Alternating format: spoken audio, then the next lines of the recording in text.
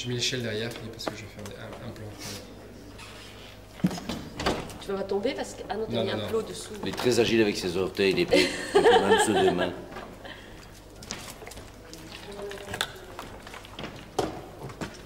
Non mais on va peut-être mettre...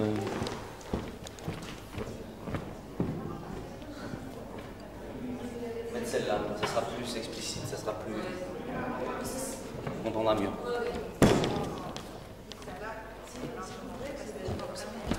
Bon, moi je vais à Avignon, bon, là, je vais voir... Hein, quoi? Moi je vais à Avignon, je vais voir avec Pipe. Moi je vais à Avignon, là, je vais voir avec Pipe, là, pour sa succession.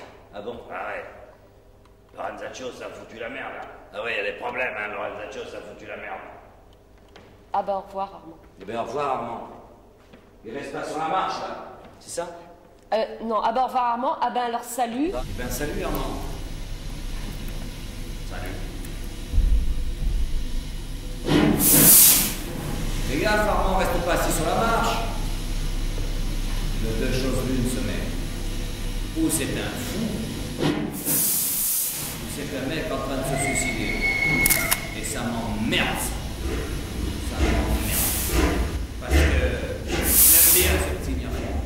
C'est moi qui faisais son père dans le film de Molière. J'ai le vertige. Ces images qui s'accumulent, se mélangent, ce passé qui remonte. Tu avais 27 ans, j'en avais 16, quand notre mère Claudine est morte. Un an après, tu quittais Reine Mochkine, et tu t'es retrouvé tout seul, au chômage, avec cette envie obstinée d'écrire et de jouer ta vie. Enfin tout seul. Façon de parler, parce qu'il y avait quand même tes deux femmes, Clémence et Véronique.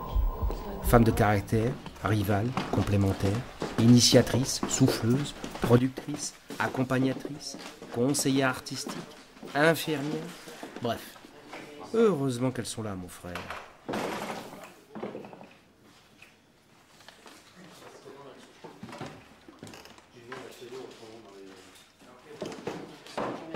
Et moi, rêvant de cinéma, je t'ai suivi caméra à l'épaule et j'allais être le témoin naïf et ravi de cette aventure.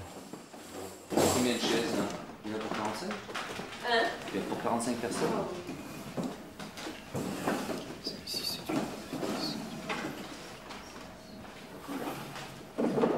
Ouais. Il y en a plus, là. C'est pas un peu ridicule cette table quand même, non? Ça n'a rien dessus. C'est pour appuyer. Tu pourrais pas montrer tes classeurs? Non, tu vas pas montrer les classeurs. C'est ça, bien sûr. Ça dit, moi j'aurais fait par terre. Ben, c'est ça, il y a un côté plus convivial quand même, non? Et ouais, mais c'est pour que les gens me voient.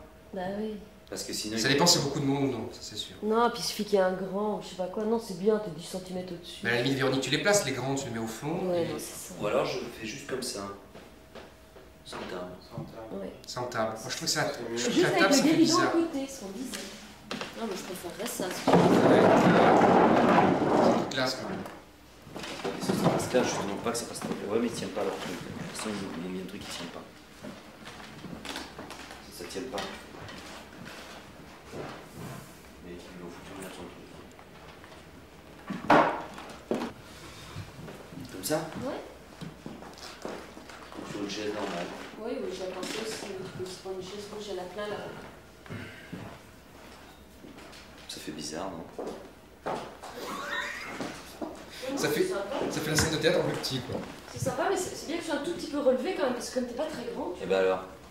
bah tu vois ta tête, c'est parfait.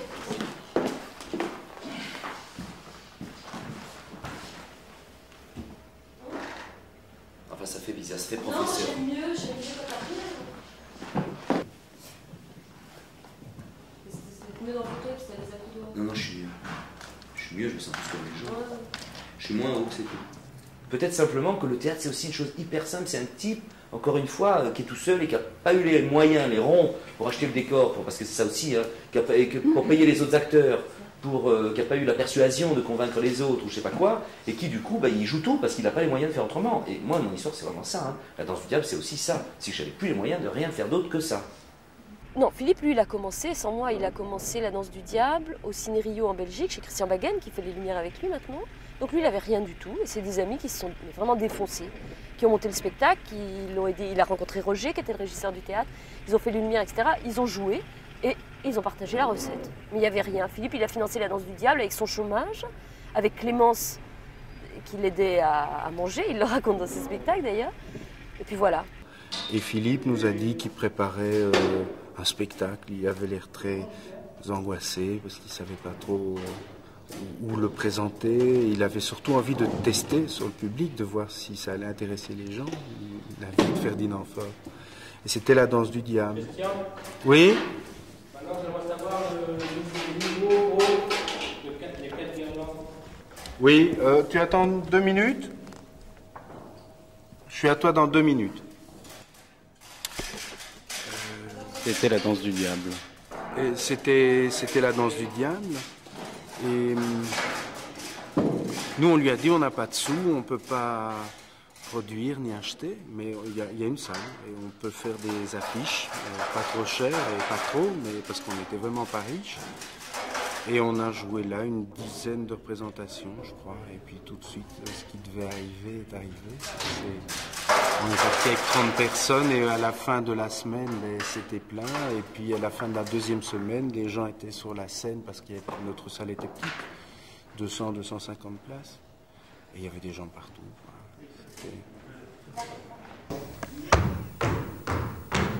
La danse du diable. Histoire comique et fantastique.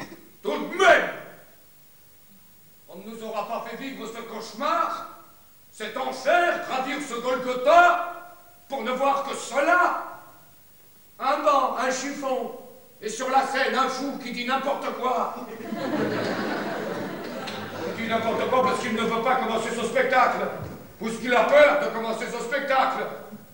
Eh oui, mais pourquoi fou ce fou?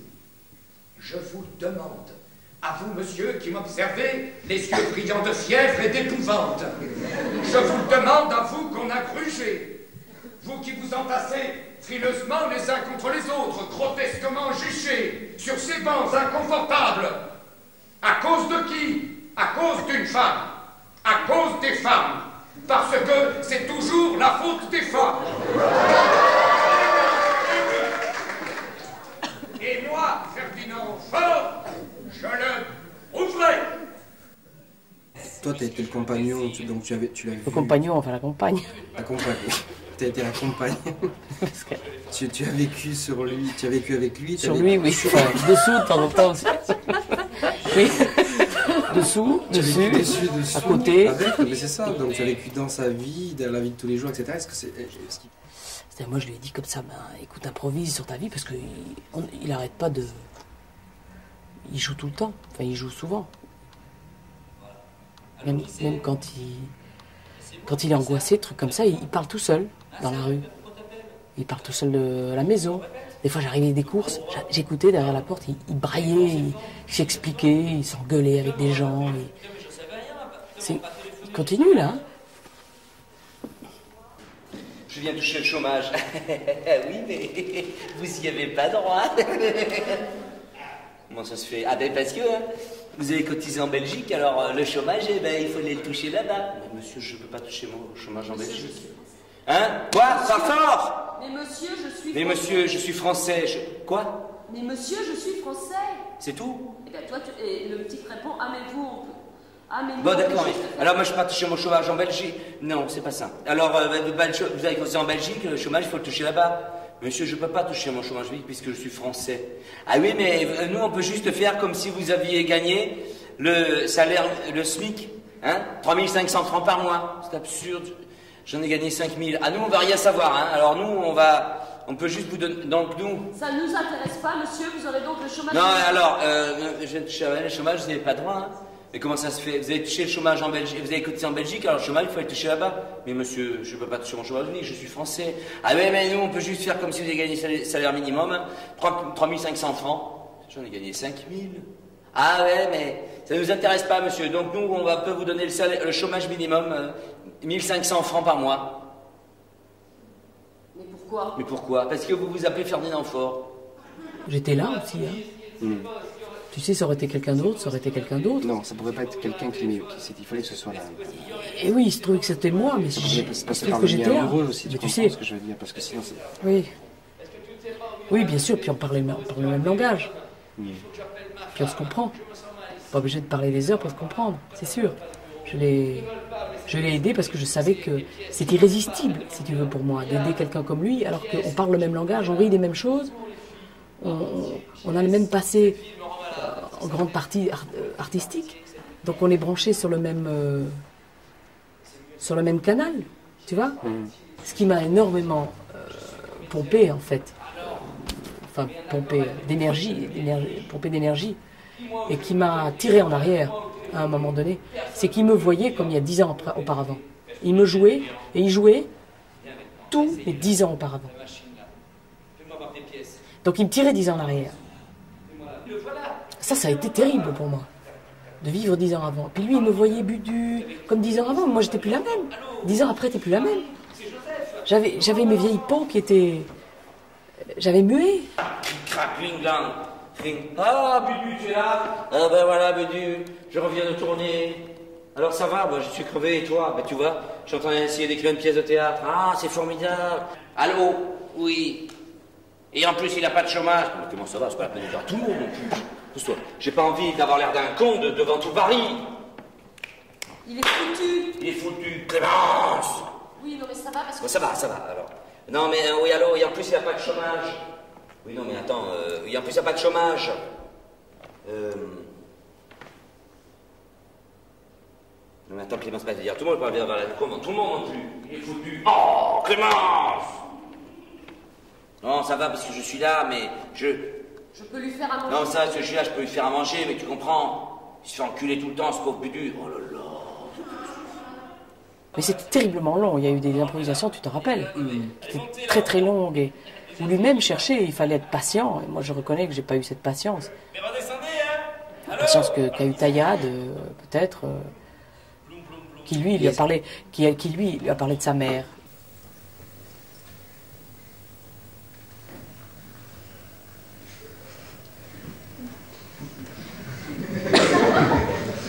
Un, Ferdinand. Et puis 2, mon petit garçon.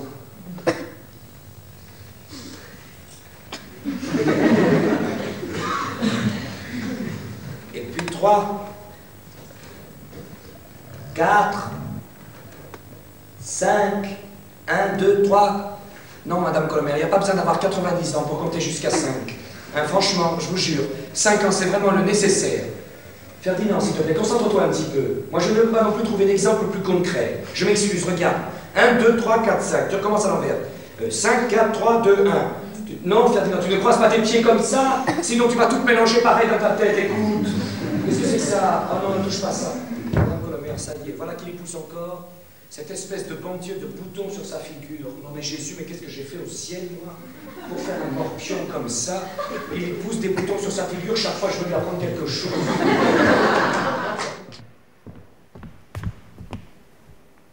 Maman! Isabelle, c'est qu'on allume. Non, Ferdinand, rentre pas. Allez, arrête, Isabelle. Ne crie pas comme ça. Et c'est qu'on allume. Paf! Ah, je me suis cogné. Qu'est-ce que c'est? Ah, c'est froid. Ah, c'est la vitre, je suis con. Isabelle, putain, mais c'est pas vrai. Je suis quelque chose. Isabelle, allume.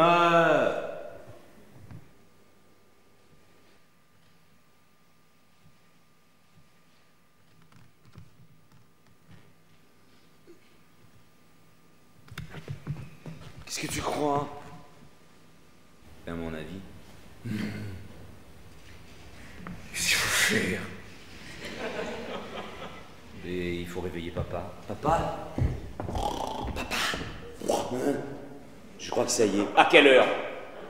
Là, tout de suite, j'arrive. Clémence? Clémence? Clémence? Hein? Quoi?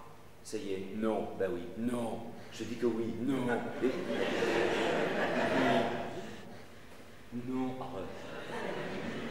Dieu, qu'est-ce qu'il y a, Isabelle? Arrête de te bouffer les doigts. Pascal, qu'est-ce que je fais? Je le réveille? Mais non, c'est pas la peine de le réveiller. Où c'est qu'il est, papa? Il est dans la chambre. Alors, papa? Eh ben, ça y est, mes enfants, hein. Elle est morte. Et moi, je n'ai plus de larmes pour la pleurer, hein. Ça, moi, je vous le dis franchement. Ah, moi, je n'ai plus de larmes pour la pleurer, hein. Allez, un peu de café, un peu de lait, du sucre. On en fout partout, on s'en fout maintenant, on fait tout ce qu'on veut. Ah non, arrête. Non, arrête, c'est dégueulasse, non.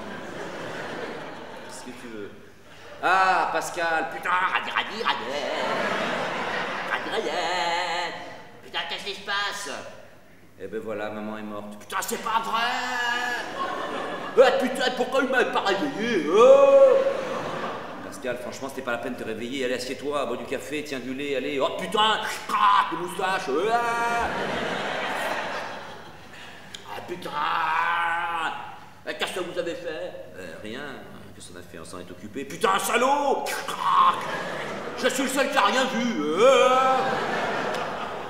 Franchement, tu sais, Pascal, il n'y avait rien à voir. Hein. Clémence, qu'est-ce que vous faites avec ce seau? Là, vous la mettez dans l'eau, quoi? Mais non, Budu. On la nettoie, c'est normal. Ça va, madame Hélène? Oui, ça va. Ça va.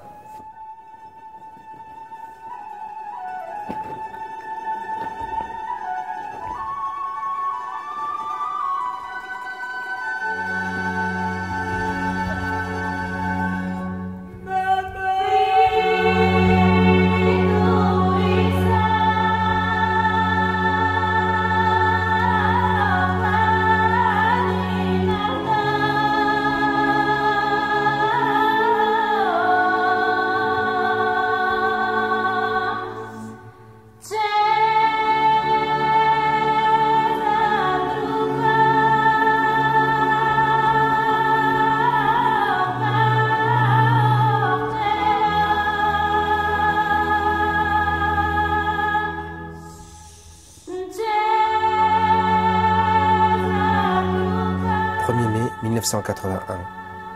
Ma mère est morte il y a 3 ans et dans 6 mois, j'ai 30 ans.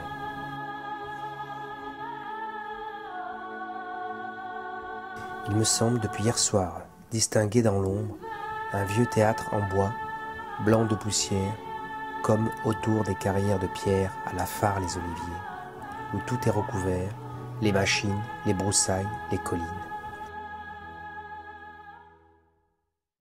C'est un spectacle sur le souvenir, sur l'oubli et sur l'enfance en soi d'un personnage, Ferdinand, comme Céline, comme le diable et comme Pierrot le fou. Je m'appelle pas Pierrot, je m'appelle Ferdinand. Et comment il fait pour vivre en lui, ce poids, ce passé qui l'emplit, qui l'entrave et qui parfois tressaille? Il faut le voir, naïf, vivant, idiot et drôle, essayer d'entrer de plein fouet dans le monde. Et comment, malgré tous ses efforts, il n'y parvient jamais. Il faut écrire des scènes, inventer des situations, des dialogues, et c'est si difficile. Quand c'est si facile de développer des idées. Mon Dieu, maman, mesdames et messieurs, c'est affreux, parce que je vais jouer ma vie et que personne ne le sait.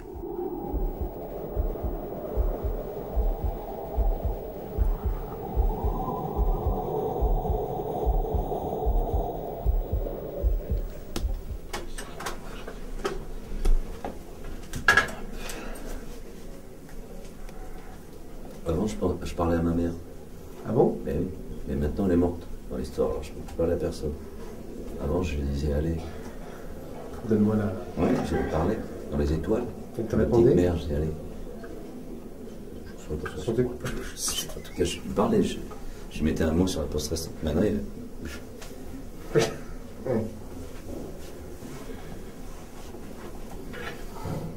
j'invoque les dieux du théâtre maintenant.